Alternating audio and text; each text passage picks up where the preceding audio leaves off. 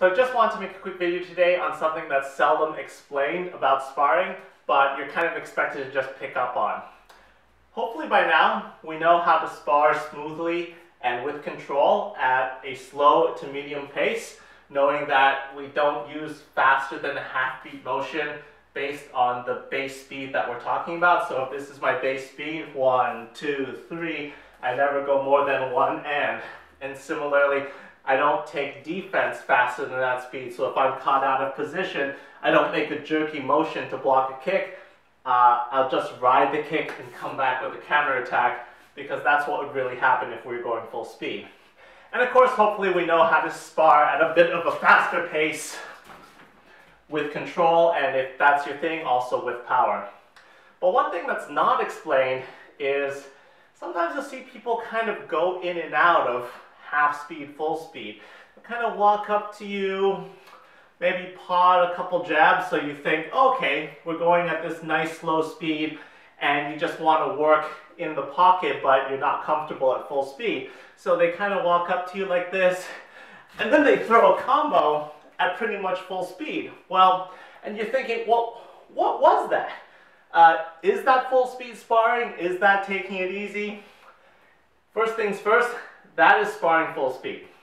If you have to defend full speed, you're going full speed. So what is the point of sparring like that? What are the benefits?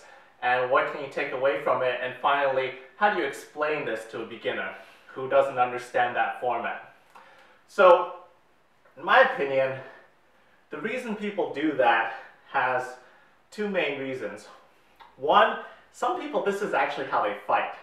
Especially if you're north of 170 in terms of weight class, and you don't have the energy to be moving around like the lightweights.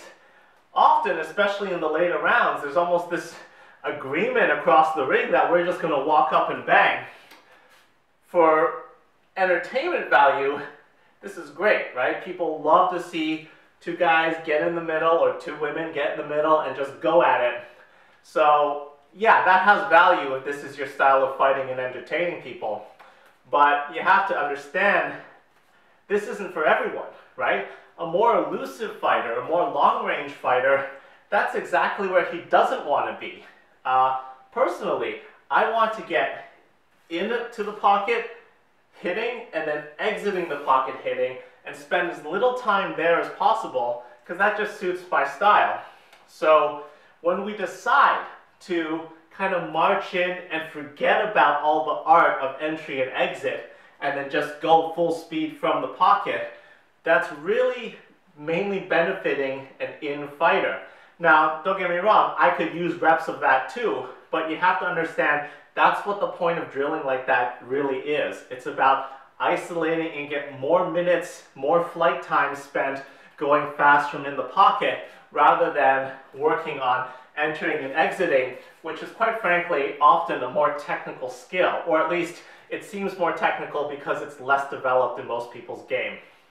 So one reason is people fight like that, and two, it's to benefit the person who that is their primary style. You get more minutes, more reps in of getting into that pocket and going. A more elusive fighter, by contrast, wants to spend more time working on changing the angles from just outside, darting in, hitting maybe one or two, and then getting out again. So if the main style of sparring at where you're working out at is to kind of march in and then throw from a very close distance, if you decide that's not your style, you have to change up the way you're sparring. You either have to just say, look, we're going to go full speed the whole round. I don't care how far away you are, and you can see if you can hit me. Or you can say, we'll spend some minutes isolating what your format is, and then we're going to spend some rounds isolating what my format is. That way we're both focusing on a certain aspect of our game.